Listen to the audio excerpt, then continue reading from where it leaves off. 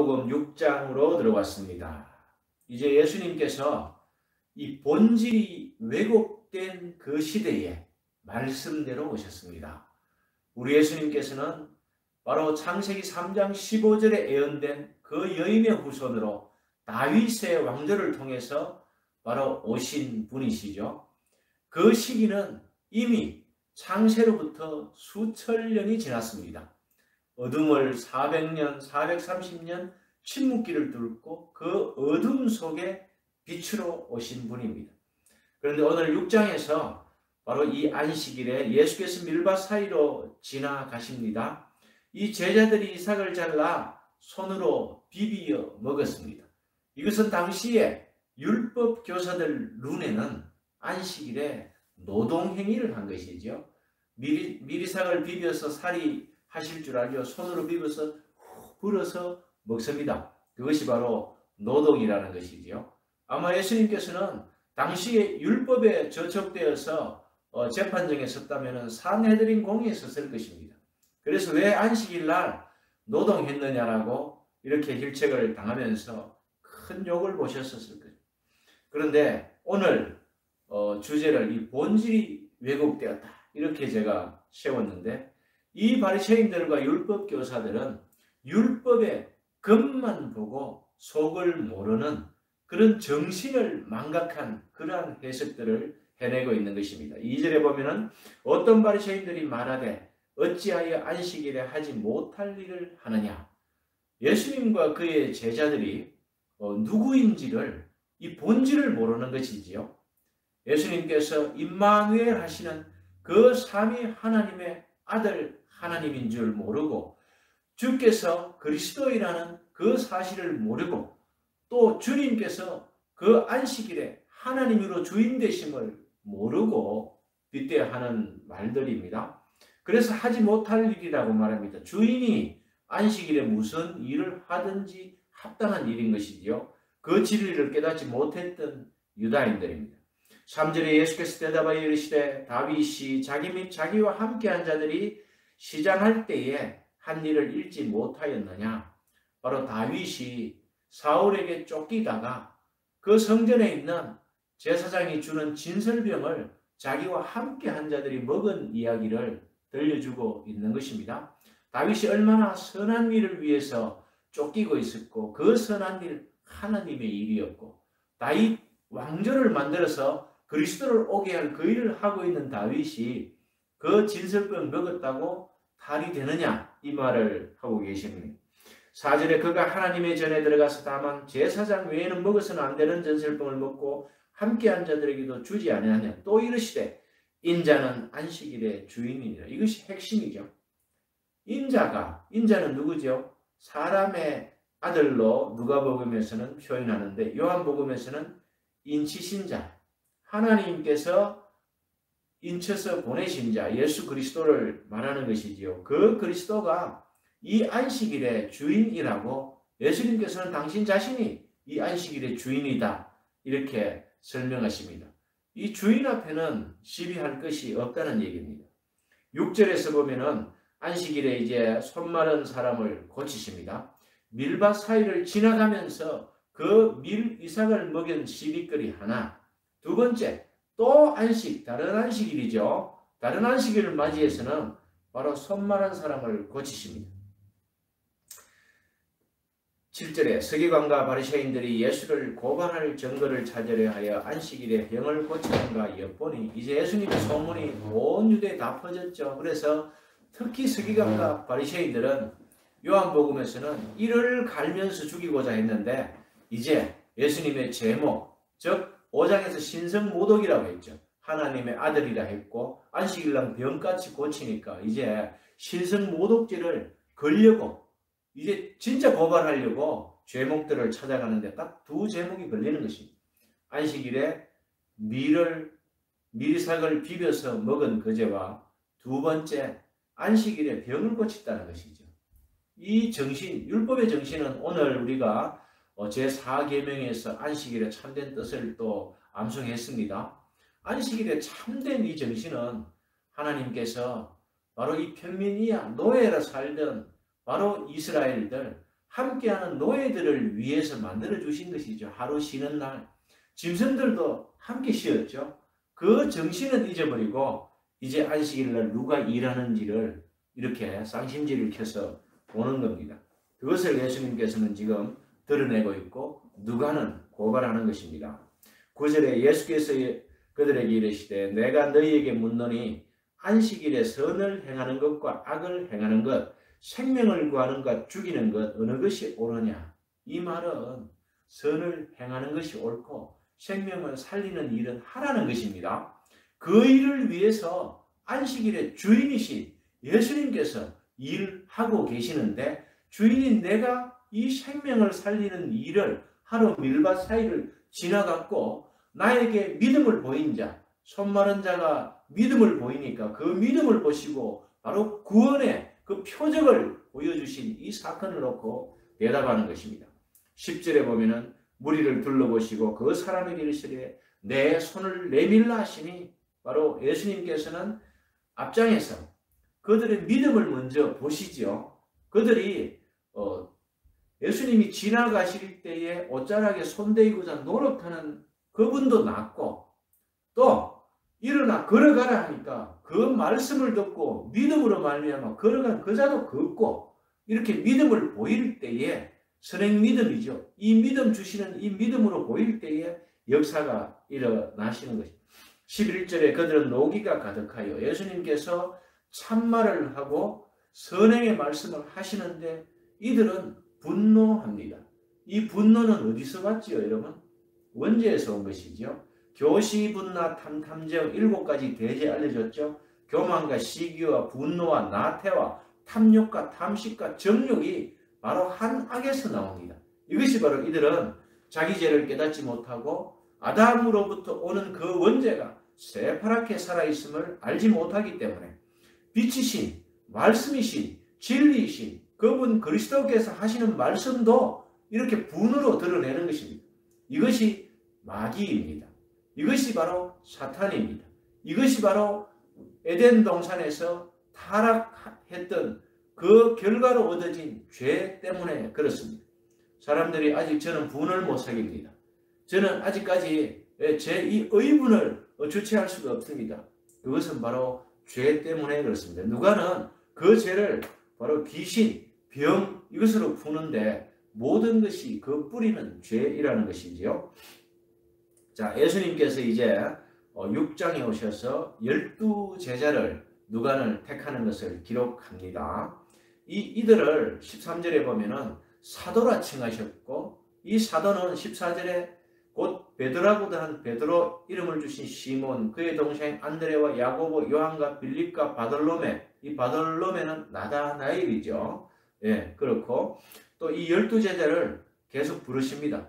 그리고 이들을 부르시면서 서기관과 바리새인들 중에 한 명도 뽑지 않았다는 사실을 우리는 기억해야 합니다. 예수님께서는 그 어둠을 뚫고 빛으로 오셔서 그 빛을 전달하시기 위해서 이제 수단으로서 제자들을 부르시는데 이 제자들은 평민 이하였어요. 그리고 이 제자들은 다양한 직업들, 어부와 세리와 죄인 그리고 그들이 자신에게 하나님 앞에 내세울 게 하나도 없는 사람들 그저 그냥 고기 잡는 전문가였고 세금 거두는 명수였고 자기 직업에 만족해서 조그마한 기술 가지고 있는 이런 사람들. 그런데 그 사회에서는 그들을 아주 천민으로 이렇게 단계를 나눠 불렀던 그 사람들을 제자로 불렀습니다. 그리고 이렇게 그룹핑을 할 때 무리로 이렇게 뽑습니다. 베드로와 형제와 또 요한과 형제와 이렇게 그리고 그들은 또 같이 동업이었죠. 이 시대는 로마 시대였는데 동업조합에 가입하지 않고 그 동업조합에서 하는 일들에 순종하지 아니하면 장사는 못했죠. 하지만 이 베드로는 그런 연우는 아니고 이 형제들과 함께 자기 동급생들과 함께 이 동업을 만들어서 고기잡이를 했다는 것입니다. 17절에 예수께서 그들과 함께 내려오사 평지에 서니 이제 제자를 뽑고 평지에 서서 자기를 따르는 많은 무리들에게 이 말씀을 전하십니다. 오늘 누가복음에서 전하는 6장에서 전하는 것은 첫 번째 청자는 제자들입니다. 그리고 함께한 그 무리들로 제자들로 칭해줍니다. 하나님의 말씀을 듣는 저와 여러분이 바로 이 제자입니다. 그래서 오늘 하시는 말씀은 우리가 지킬 수 없는 어려운 말씀들을 하실 것입니다. 우리는 제자로 그 제자들을 받아들일 때에 그것이 그 말씀이 우리의 믿음이 됩니다. 이제 20절에서 복과 화를 갖다가 알려주십니다. 20절에서 23절에 보면은 이 네 가지 복을 알려주고 있습니다. 20절에 예수께서 눈을 들어 제자들을 보시고 이르시되 너희 가난한 자는 복이 있나니 하나님의 나라가 너희 것이니라. 이 마카리 오이, 이 복이 있다. 이 복의 속뜻은요, 너희 가난한 자. 이 가난한 자는 당시에 어떤 사람들이었을까요? 예수님께서 보시는 그 가난한 자들, 예수님께서 그 수천 년의 역사, 기다림과 또 오래 참으심과 자비를 베푸시다가 당신이 육신이 되셔서 와서 보는 그 사람들이 가난한 자였죠. 어떤 사람들요? 하나님 앞에 자기 의가 1도 없고 내세울 것이 전혀 없는 그 가난을 말하는 것입니다. 바로 가난을 칭송하고 애찬하는 이 구절이 아닙니다, 여러분. 못 산다고 해서 복이 있는 것이 아닙니다. 그것을 포함한 영적인 복이 있는 것이죠. 20절에 너희 가난한 자는 복이 있나니 하나님 나라가 너희 것입니다. 이 복이 있나니 하나님 나라가 너희 것입니다. 이분들은요, 하나님께서 창세 이전에 선택한 선민이었습니다. 택자들이었죠. 그런데 이 구약시대에 오면서 죄로 말미암아 하나님 나라에서 벗어나고 이제는 하나님과 급기야 대적하는 이 바리새인들 그리고 서기관들, 이분들을 독사의 새끼들이라고 그랬죠. 그런데 거기에서 가난한 자, 오늘 말씀을 듣는 너희 무리 속에는 어떤 부류가 있었어요? 12 제자 부류. 그리고 말씀을 듣고 예수님의 요한복음에서 7가지 표적을 보고 만들어주시는 떡도 먹고 배부른 자, 기적을 체험해서 거기에 감동된 자, 이분들이 몰려오신 그분들에게 복이 있다는 것이죠. 왜?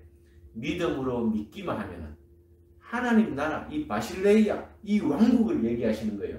새 하늘과 새 땅이 되면은 새 예루살렘에 들어가고 그것이 바로 세례 요한이 전파했던 복음이 회개하라 천국이 가까웠다. 그 당시에 천국은 예수님 말씀 듣고 거기에서 받아들이는 자, 어디에?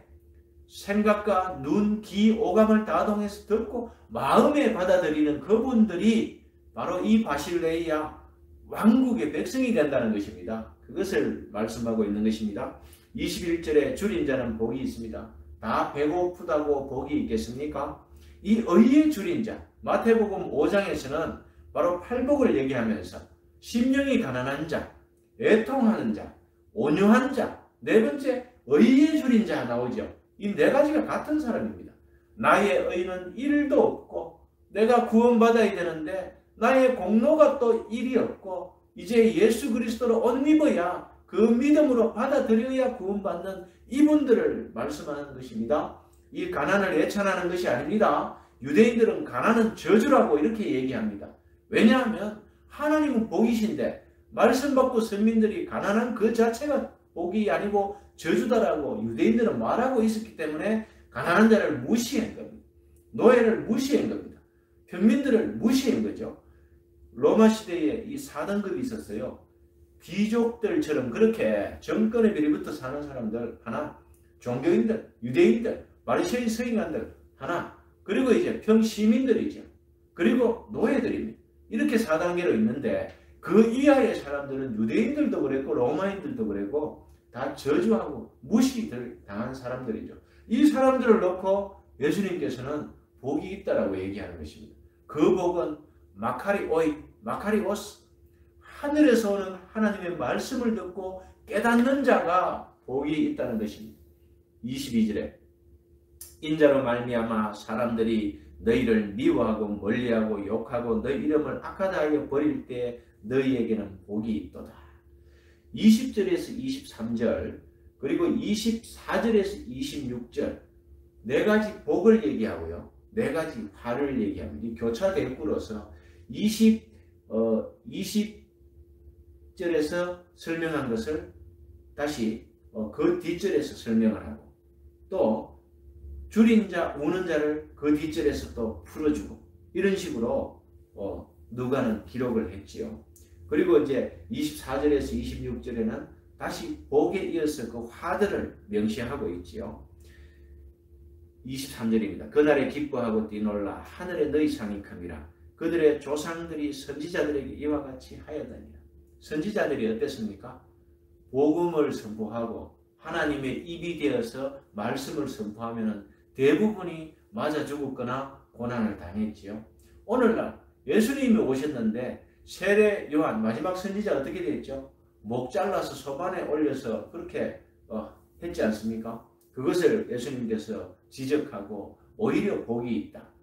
사도 요한은 우리가 순교하기까지 믿음을 지키고 즐거워하라 기뻐해라. 그 믿음을 끝까지 듣고 읽고 지키는 자가 되어라 이렇게 했는데, 예수님께서는 그냥 복이 있다. 세례 요한의 사건이 이미 준비되어 있죠. 복이 있다는 것입니다. 그만큼 천국 백성들은 세상의 기준과 하늘의 기준이 다르다는 것을 예수님께서 그렇게 설명하고, 24절에 그러나 화 있을진저 너희 부요한 자요. 이 부요한 자 앞에 20절에 이제 가난한 자, 20절에서 24절에 설명해주고 21절에서 25절 이런 식으로 이제 교차로 해서 한 절 한 절.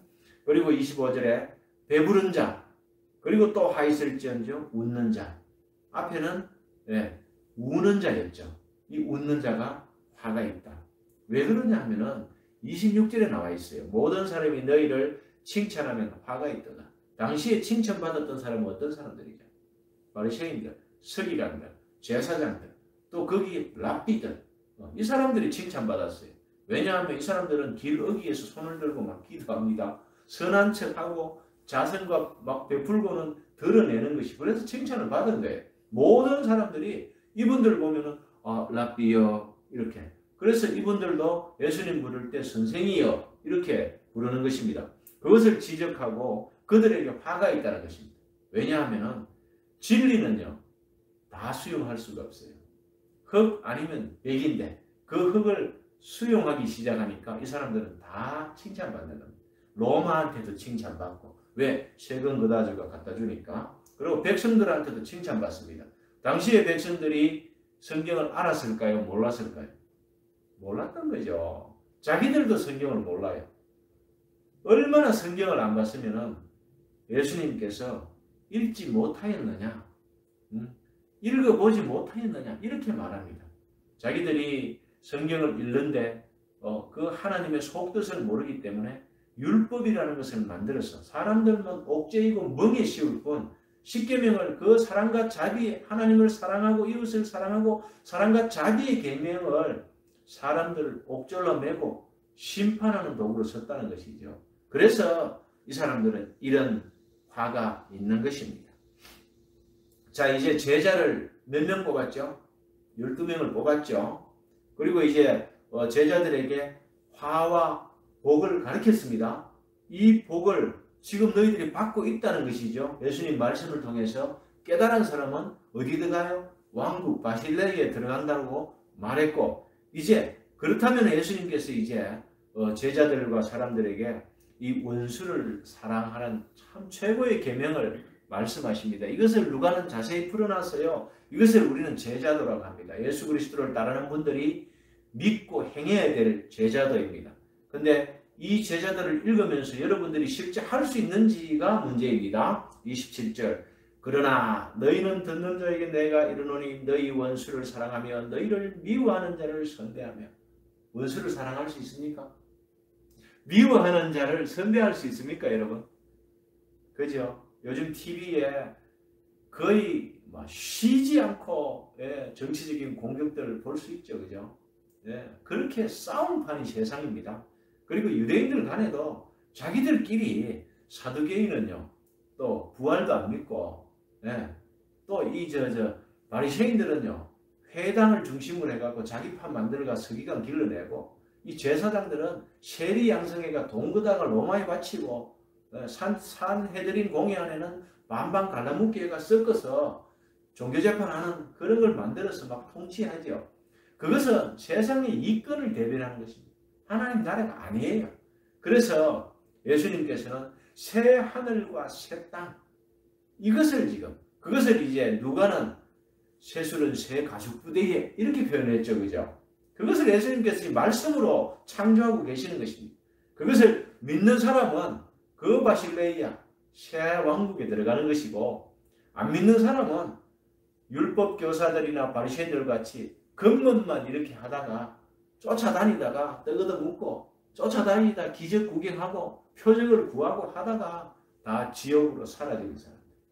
여러분, 분명한 것은요, 예수님께서 오늘 27절에서 바로 이 49절까지 이 제자들에 대해서 쭉 설명을 해주고, 가장 핵심적인 것은 내 눈 속에 있는 들보를 빼라는 것입니다.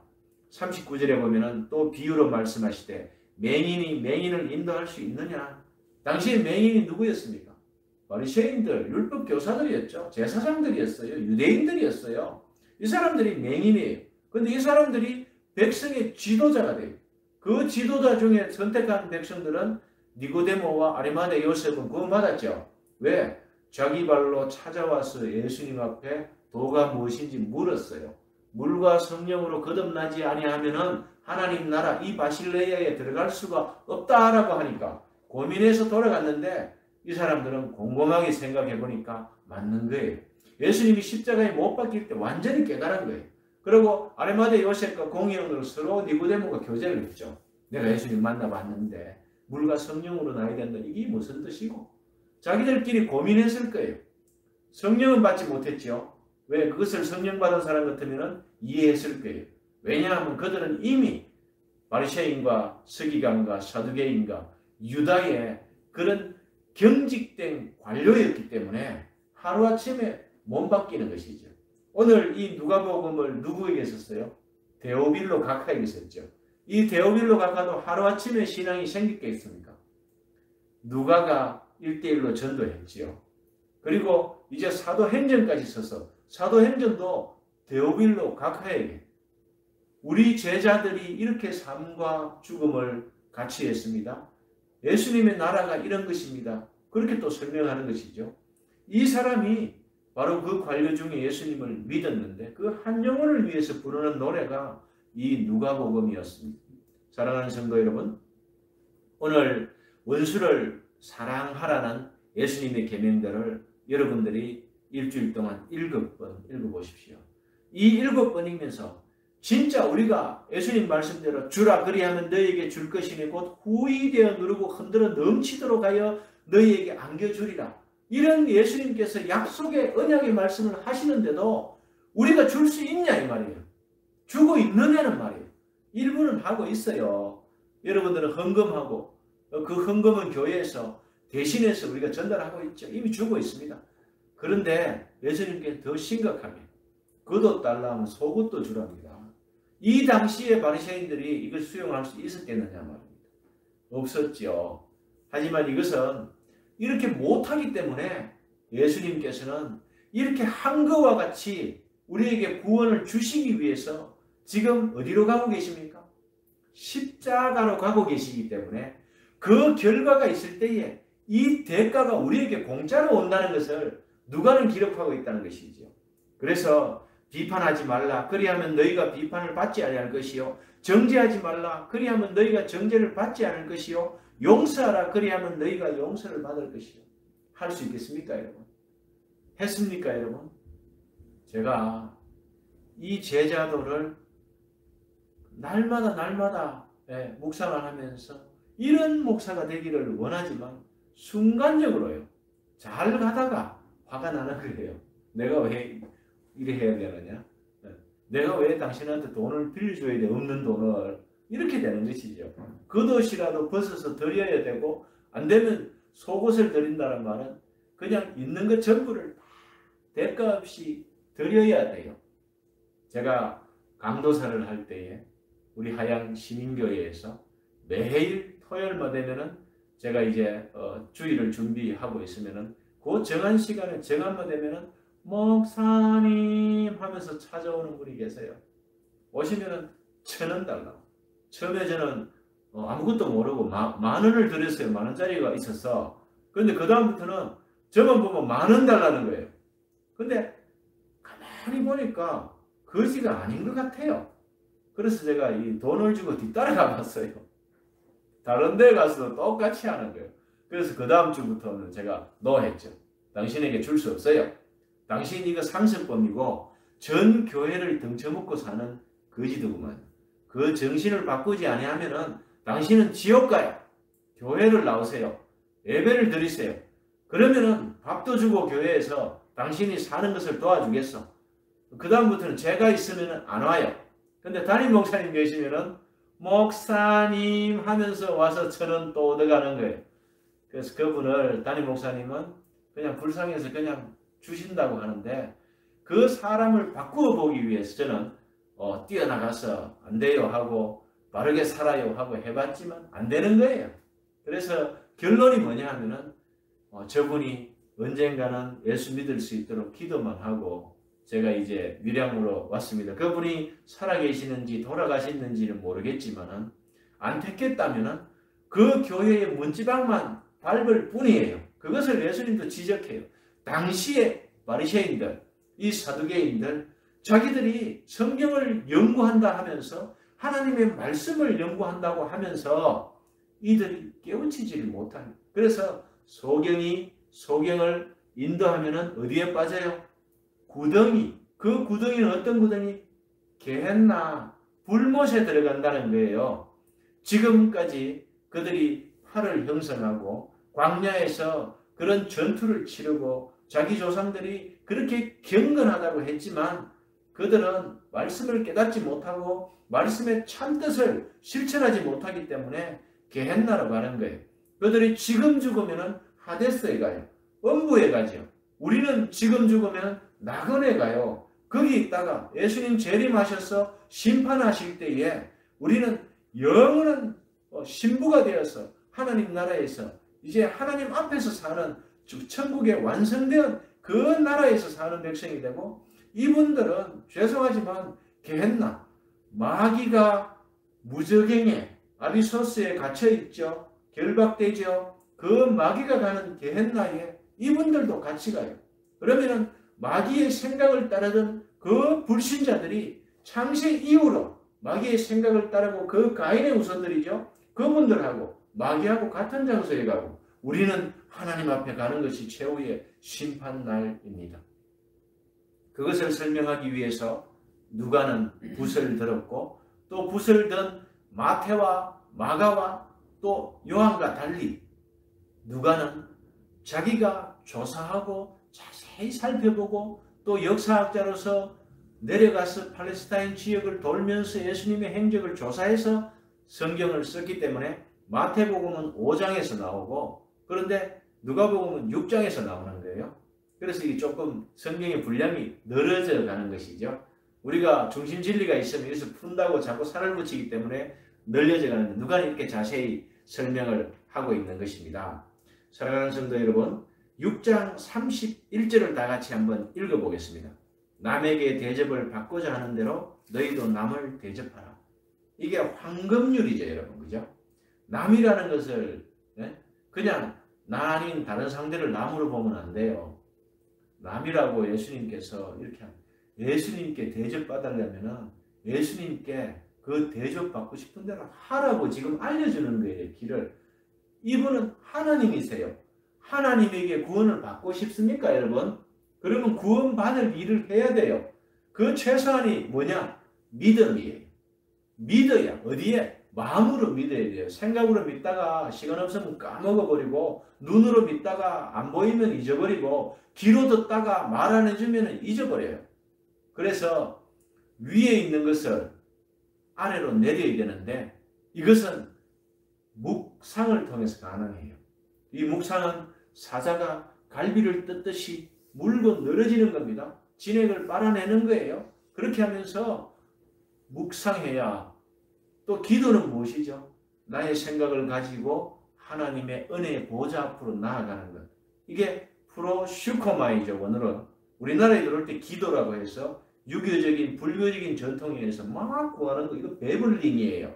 우리의 생각과 우리의 뜻과 우리의 요구를 막 이렇게 중언부언하면서 구하는 이거는 배블링. 그거는 우상 종교들이 하는 짓이에요. 이 기도는 자기가 뜻하고 계획하는 바 원하는 것을 가지고 은혜의 보좌 앞으로 나아가서 은혜의 보좌는 어디죠? 말씀이에요. 말씀을 읽다가 하나님께서 그 우리가 구한 건 없어져 버리고 하나님의 선하시고 기뻐하시고 온전하신 뜻으로 바꾸어 주시는, 먼저 그 나라와 그 일을 구할 때 이 모든 것이 더하여지는 이러한 구조 가운데 기도가 응답되는 거예요. 그것을 우리는 알고 예수님께서 오늘 27절에서 49절까지 이 제자도에 대해서 자세히 써놓았습니다.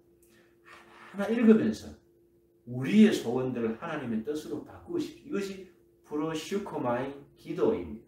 예수님께서 가르쳐준 기도가 주기도문인데 거기에 프로슈코마의 하나. 그래서 이게 적절한 해석의 한국말이 기도라고 했는데 우리가 하는 상식적인 그 기도가 아니라는 것이에요. 오늘 사랑하는 성도 여러분, 이 황금률 한 절 기억하십시오.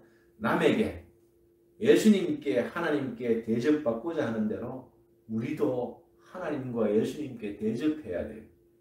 이 구조 가운데 우리의 형제들에게 내가 서운한 마음이 생기는 이유는 자기 기대가 이만큼이었고 조금 대접해 놔놓고 큰 기대를 바라는 거예요. 그래서 섭섭한 거예요. 그것을 예수님께서 골수를 찔러 쪼개기까지 그렇게 말씀으로 이렇게 우리를 알려주시는 것이. 안식일의 주인은 누구시죠? 예수님이시죠. 하나님이시죠. 주일의 주인은 누구십니까? 안식일에 오늘 시비 걸렸죠. 오늘날 주일도 마찬가지죠. 문제는 무엇이냐 하면은 주일의 주인이 교회가 된다는 거예요. 그 교회라는 말은 우리 자신들이에요. 주일의 주인이 당회가 되면 안 돼요. 당회가 결정했다고 다 옳은 것이 아니에요. 함께 지옥 갑니다. 함께 책망받습니다. 당회가 주일날 커피 묵기로 결정했다고 그것이 옳은 게 아니라는 것입니다. 주일날 이 주일의 주인은 주님이십니다.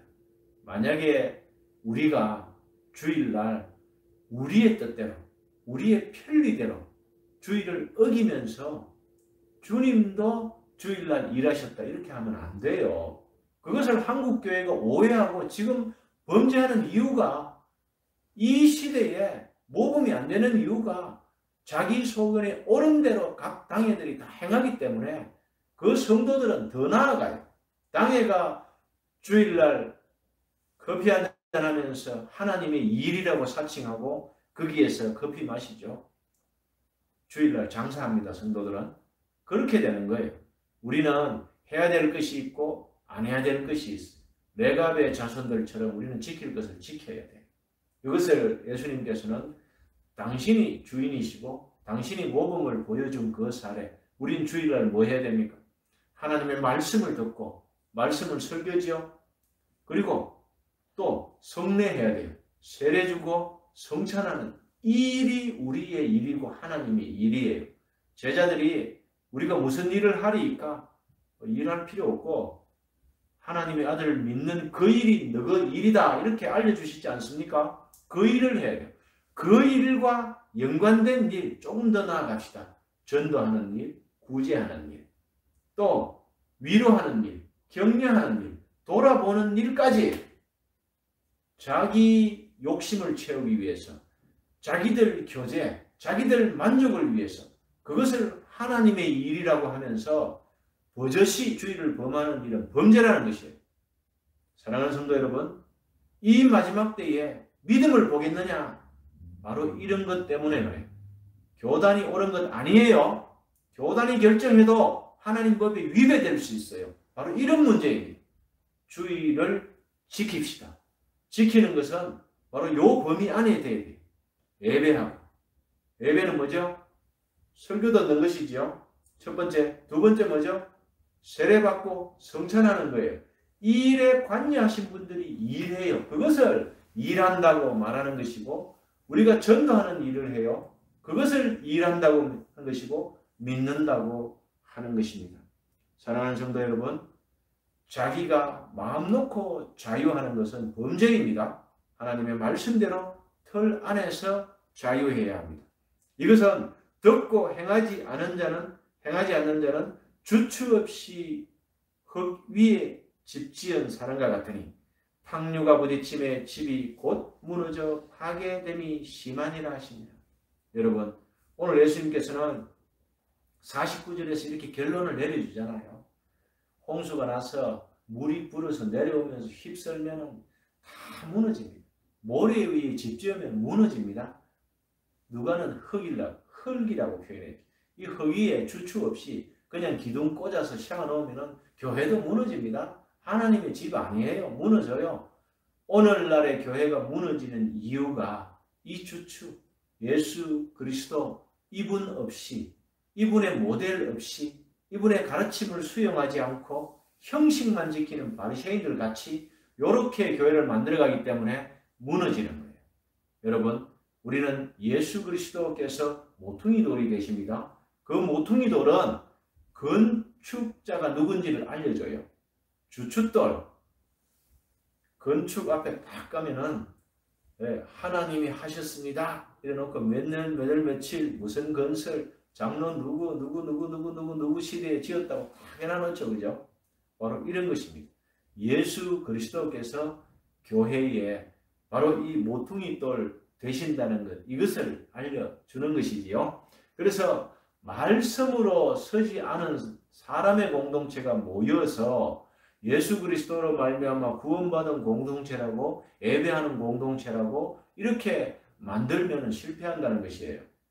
그 한 사람이 바로 이 반석이신 예수 그리스도, 이분에 대해서 올바른 이해를 하고 지정의 지식과 감정과 의지를 통해서 신앙적인 결단을 하고 그것을 깨닫고 마음으로 받아들여서 3년 반 만에 세례받고 신앙 고백하는 것, 이것이 초대교회였어요.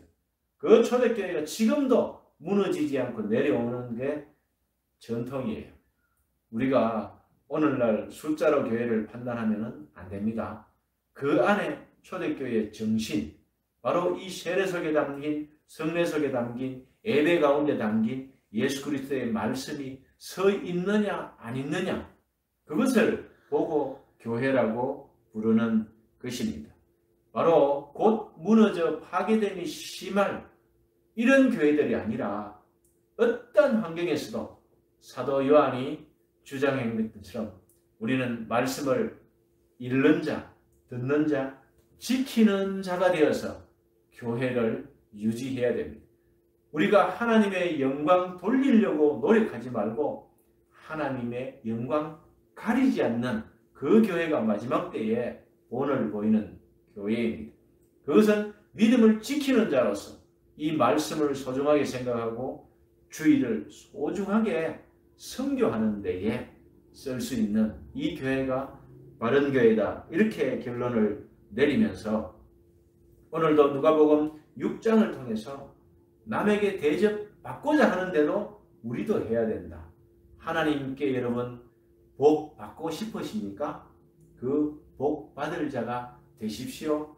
그리고 그 복 받은 자는 우리의 의가 아니고 예수 그리스도의 대속의 공로로 말미암아서 우리 죄가 덮여진 사함을 받은 이 죄사함 거듭남의 비밀이 누가복음을 통해서 하나하나 풀려갈 때에 이것을 내 마음속에 받아들이고 믿는 자가 복되고 복이 있다라고 누가는 기록하고 있습니다. 오늘 이 시점에 현 상황이 여러분 어렵습니까? 여러분 마음이 가난하십니까? 여러분 마음이 애통하십니까?